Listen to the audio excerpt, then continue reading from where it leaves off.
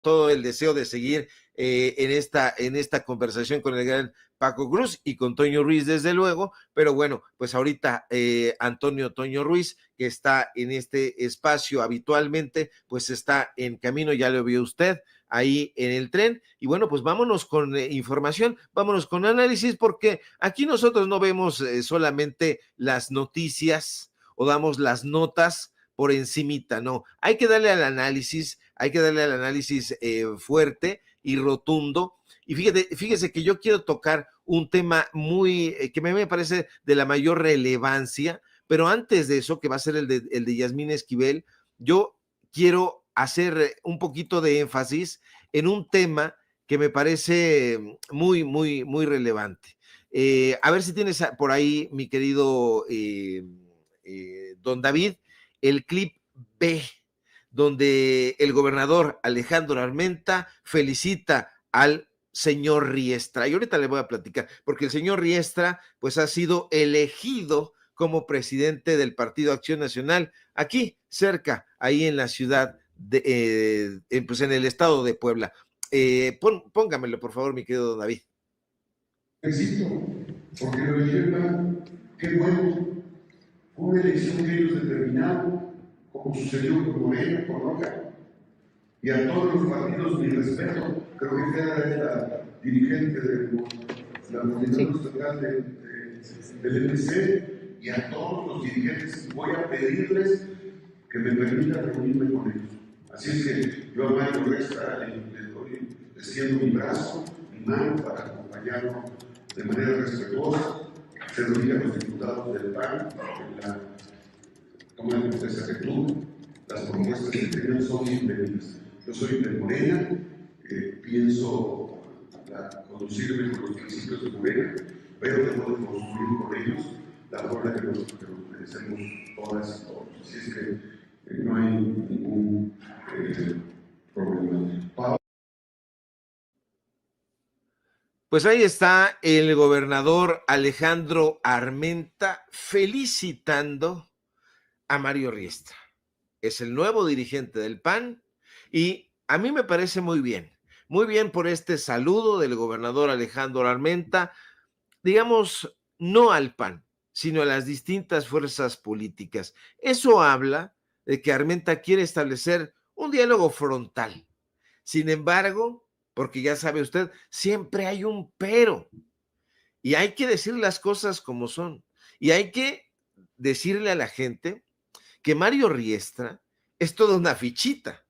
De hecho, allá en Puebla, todo mundo conoce a la familia Riestra, o la mayoría, no digamos que todo mundo, porque sería generalizar demasiado, pero muchísimas personas conocen a la familia Riestra. Son, hasta donde yo tengo informaciones, 3 hermanos Riestra. Mario Riestra, Susana Riestra y uno que anda desaparecido en este momento, Rodrigo Riestra, por un tema justamente de corrupción, de desarrollo rural.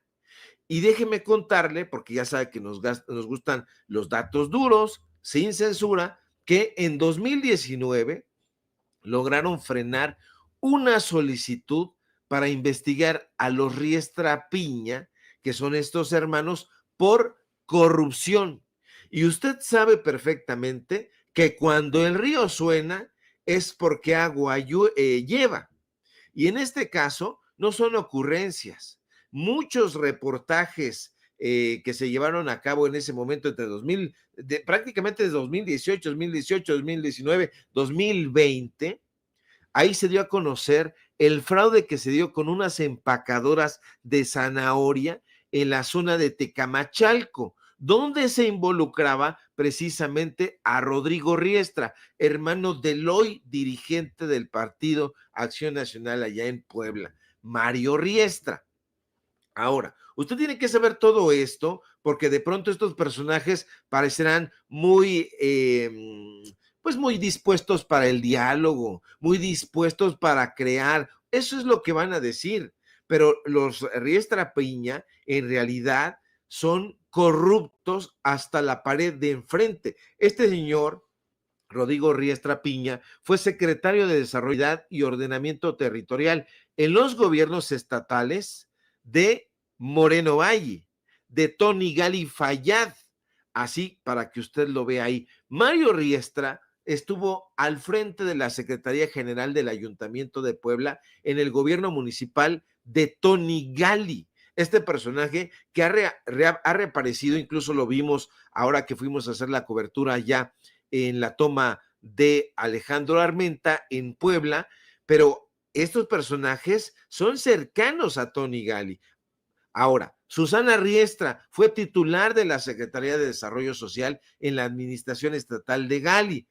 Yo le preguntaba a una fuente allá en Puebla si estas personas podrían ser lo equivalente a los yunes en Veracruz. Y dijo, no, sí son conocidos, son tranzas, son corruptos, pero no tienen la estatura ni los conectes que tienen los yunes. Yo no sé si para bien o para mal, pero son personajes que usted debería de tomar en cuenta. ¿Por qué? Porque la gente en Puebla nos está enviando diferentes fichas, diferentes hilitos para que nosotros vayamos jalando y nos damos cuenta de que este tipo de personajes en nada ayudan, pero para nada a este supuesto crecimiento que se pretende en Puebla. En Puebla está llegando la transformación, el segundo piso de la transformación, para decirlo con todas sus letras, pero personajes que están allá en Puebla enquistados desde hace muchísimo tiempo, que sean saludados como personajes importantes, a mí me parece que no, que ese no es el rumbo, pero era algo que yo le quería comentar para que usted lo tuviera en cuenta. Mucha gente que nos está viendo y que nos está escribiendo, dicen, sí, sí es cierto, conocemos a los Riestra y son de miedo, de un miedo tremendo. Eso se lo quería comentar. Así que, pues bueno, ahí saque usted sus propias conclusiones, ya tiene ahí la información, le digo yo que son los datos duros, pero usted revíselos, revíselos, no me crea nada a mí, no lo dé todo por sentado, sino usted revíselo. Vámonos a otro tema, mi querido don David, grábeme por favor, porque voy a un tema que a mí me interesa mucho. Todos los temas que hemos presentado me interesan bastante, pero este en especial, porque habla justamente de una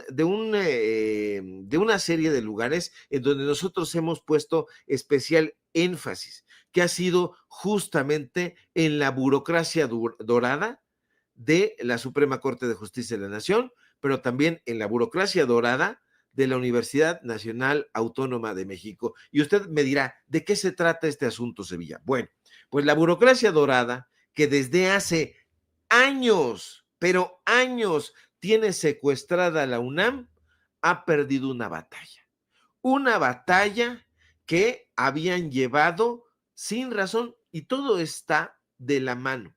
Fíjese, le cuento los detalles. Para infortunio de la alta burocracia de la UNAM, se ha impuesto el derecho y la razón. Y es que ayer el quinto Tribunal Colegiado Federal en materia administrativa instruyó a la Universidad Nacional Autónoma de México, dice así este fallo, la instruyó a dejar sin efecto cualquier acto o procedimiento que vulnere los derechos de la hoy ministra de la Suprema Corte de Justicia, Yasmín Esquivel. Usted conoce perfectamente a Yasmín Esquivel porque se le ha entrevistado justamente en este espacio. Nuestro colega y titular de este espacio informativo, Vicente Serrano, la ha entrevistado incluso en 2 ocasiones. Bueno, pues ahora la razón cae por su propio peso y cae del lado de Yasmín Esquivel.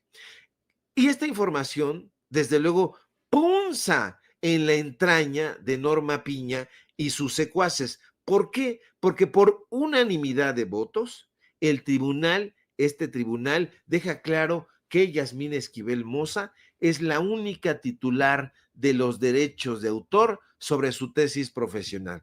Por si fuera poco, este documento agrega que la ministra Yasmín Esquivel ha sido injustamente difamada por las anteriores autoridades de la UNAM y sus derechos han sido vulnerados al instaurar procedimientos no previstos en la legislación universitaria. ¿Y sabe qué? Tienen toda la razón, porque infelizmente Yasmín Esquivel ha sido perseguida y ha sido calumniada. Lamentablemente, esta persecución contó con la anuencia y participación de la propia UNAM, que es su alma mater.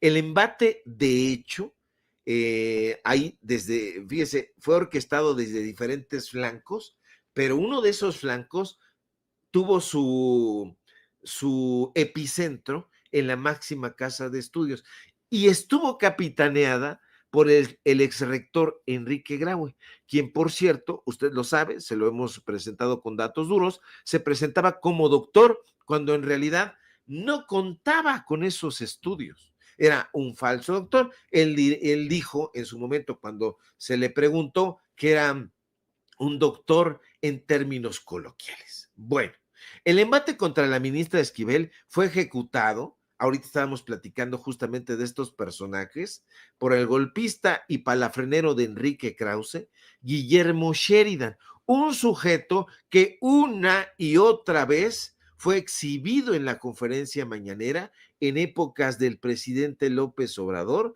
quien se expresaba de los mexicanos y de las mexicanas como ladrones, como perezosos, como resentidos, como borrachos y un largo etcétera. Bueno, pues este señor Guillermo Sheridan, que fíjese cómo son las cosas, y lo hemos conversado aquí también, profesor, maestro de Ciro Gómez Leiva, un sujeto que al investigarlo ocurre que aunque no da clases en la UNAM, sí cobra puntualmente su sueldo. Se supone que debería de dar clases en la UNAM. Tiene una plaza en el Instituto de Investigaciones Filológicas, donde cobra puntualmente su sueldo. Bueno, pues este fue el autor en Latinus de ese supuesto reportaje. La embestida contra Yasmín Esquivel también llegó con las descalificaciones de no pocos investigadores del Instituto de Investigaciones Jurídicas, casi todos itamitas. Acuérdese del Instituto de Investigaciones Jurídicas de la UNAM, ahí donde está Lorenzo Córdoba Vianello. Casualmente, también colaborador del Espacio Latinos, en su espacio de opinión. Bueno, pues esta desdichada estratagema política, si usted no lo recuerda, tenía el fin de descarrilar a Yasmín Esquivel en su carrera hacia la presidencia de la Suprema Corte de Justicia.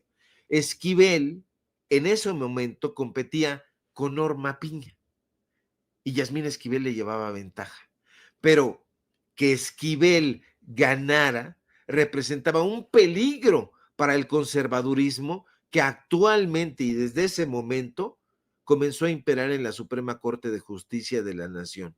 En ese texto, sucio trabajo que presentaron en Latinus, incluso el propio Guillermo Sheridan decía que Yasmín Esquivel simpatizaba con el tipo de gobierno de Andrés Manuel López Obrador. El golpe fue por ahí. Es muy interesante analizarlo porque fíjese, todos estos personajes vienen de la mano. Latinus, Carlos Loret de Mola, presenta el supuesto reportaje, pero este reportaje, fíjese, prácticamente estamos a 17 de diciembre, 18, 19, 20, 21, faltan 4 días para que se cumplan 2 años de ese supuesto reportaje, porque fue presentado el 21 de diciembre de 2022, hace 2 años. Y ese texto, ¿cómo se llamaba? Una ministra pasante, así le puso Guillermo Sheridan, pero a partir de ese texto, a todas luces insidioso, politizado, porque era un embate político, varios medios de desinformación se dieron la mano para armarle este montaje a Yasmín Esquivel, porque es un montaje, se da uno cuenta, algunos nos dimos cuenta en ese momento, pero otros no, otros cayeron en el engaño y dieron por sentado que la ministra Esquivel había plagiado. El texto fue incluso difundido en Eje Central de Raimundo Rivapalacio, el reportero, ¿cómo se llama este reportero? Juan Carlos Rodríguez. Juan Carlos Rodríguez se fue hasta Xochimilco a buscar al supuesto autor de la tesis que habría plagiado Yasmín Esquivel, y entonces no le quiso dar en una entrevista, pero él se la armó, y entonces lo va a buscar en una segunda ocasión y le dice: yo ya di por cerrado eso, no tengo absolutamente nada que declarar, y bueno, estos personajes la arman en grande. Esto es muy importante analizarlo en este momento, porque lo más curioso y deleznable del asunto es que a través de un comunicado que la UNAM da a conocer ayer, a mí me parece escandalosísimo, porque la UNAM reconoce ayer que ha perseguido a la ministra Esquivel. Resulta bochornoso leer este comunicado que emite la UNAM. Dice este papel, redactado en la oficina de Néstor Martínez Cristo, coordinador general de comunicación social de la UNAM, que dice más o menos así, un fragmento nada más. La UNAM dio seguimiento puntual y agotó todos los medios legales a su alcance en contra de los recursos promovidos por la exalumna, declara así la institución, con una displicencia, público memorioso, que a mí francamente me pasma porque es una locura que una universidad esté reconociendo este tipo de embates. La UNAM dio seguimiento puntual y agotó todos los medios legales a su alcance en contra de los recursos promovidos por la exalumna. Declara este comunicado con una displicencia que a mí, francamente, me pasma. Quizá esta gente, si se arrepiente de su maldad y de su sevicia, pues no da muestras de que así suceda, pero lo cierto es que sí fracasaron en su burda y lamentable embestida. Sí fracasaron. Enrique Graue, Guillermo Sheridan y los enemigos de la reforma al Poder Judicial, porque va por ahí el asunto, pues deben estar en este momento echando rayos y centellas porque no han podido pues salirse con la suya. Ahora sí que pues yo veo que ha perdido, y a mí me parece muy bien, la burocracia dorada en la UNAM. No pierde la UNAM, pierde la burocracia dorada de la UNAM. Así que, pues ahí está la información. Indudablemente la UNAM va a salir con una serie de cosas. Ya salieron varios personajes, ahí el hijo de Burgoa Orihuela a decir una serie de tonterías, pero bueno, usted ya los conoce perfectamente. Vámonos a otra cosa. Déjeme informarle que Santiago Taboada va ahí a la cueva de los malandros, como dijera mi querido Antonio Ruiz, a despotricar justamente contra la doctora Claudia Sheinbaum, ahí en el espacio de los malandros, donde los tiene bien consentiditos Ciro Gómez Leiva. A ver si me puede poner el clip de mi querido don David. Perdón, hechos son amores y no buenas razones. Tú premias al que abrazó a los delincuentes, al que permitió que en un estado de la República prácticamente la gente, en lugar de venirse a México, se fue a Guatemala. Premias y el mensaje es, ¿por qué es un compañero del movimiento? No, el señor Rutilio Escandón tendría que estar dando cuentas sobre cómo se le metió el crimen organizado a Chiapas. Y hoy tendría también, aunque sea un compañero del movimiento, estar renunciando el gobernador de Sinaloa, porque inclusive ni siquiera su historia sobre dónde estaba el día que al Mayo Zambada lo detuvieron, o la muerte de Meleso Cuen. Bueno, que se lo llevaron. Entonces, mi punto aquí, Ciro, es, nosotros no vamos a dejar de quiénes somos. Nosotros tenemos una esencia sin duda, pero lo que sí no vamos a dejar pasar es que este recuento trágico. Ayer, otra ejecución a un empresario ahora vitivinícola en el estado. En Querétaro. En Guanajuato. En Guanajuato, Ciro. En Guanajuato, perdón, en Guanajuato. Sí. Y prácticamente seguimos, y dime tú hoy, prácticamente que 3 meses después, ¿qué resultados tenemos, Ciro? ¿Cuántos muertos menos tenemos? ¿cuántos desaparecidos menos tenemos?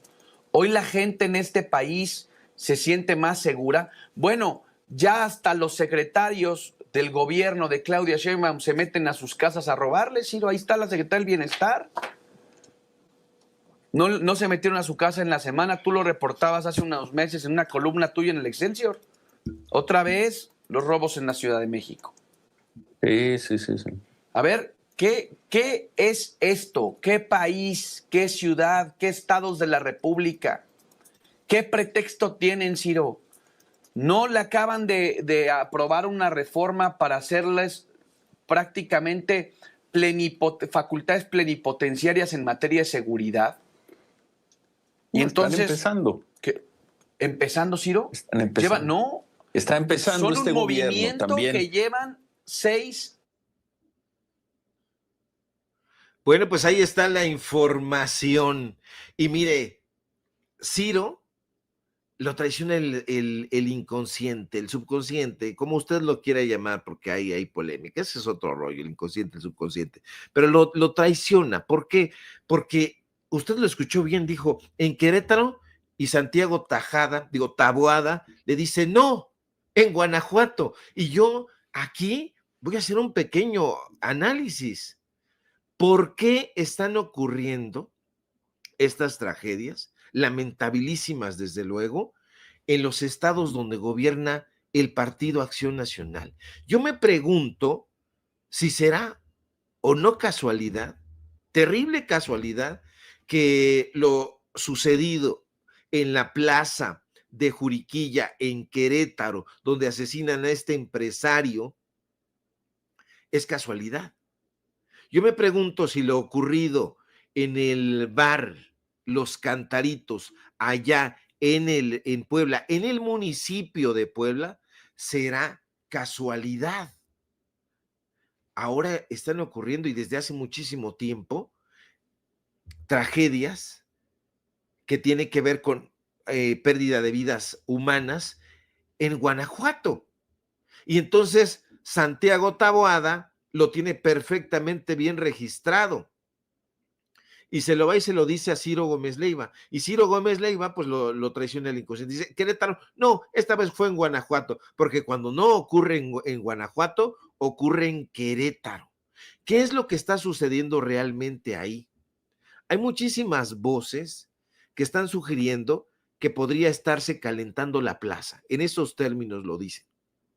Yo le dejo eso ahí a usted para que lo analice, pero a mí me parece altamente sospechoso que este personaje, digo, en primer lugar, ¿con qué autoridad moral se presenta ahí el líder del cártel inmobiliario? Uno de los líderes, porque ya sabe que ahí se pasaban la batuta Jorge Romero, el actual presidente del Partido Acción Nacional, y Santiago Taboada. A mí me parece bastante sospechoso, pero saque usted sus propias conclusiones. Claro que si se lo preguntáramos a Anabel Hernández, pues ella diría otra cosa, porque Anabel Hernández está convertida ahora en flamante analista política, politóloga, filósofa y lo que se acumule en la semana. Así que, mi querido don David, le voy a pedir por favor aquí el clip de, primero que me grabe y enseguida el clip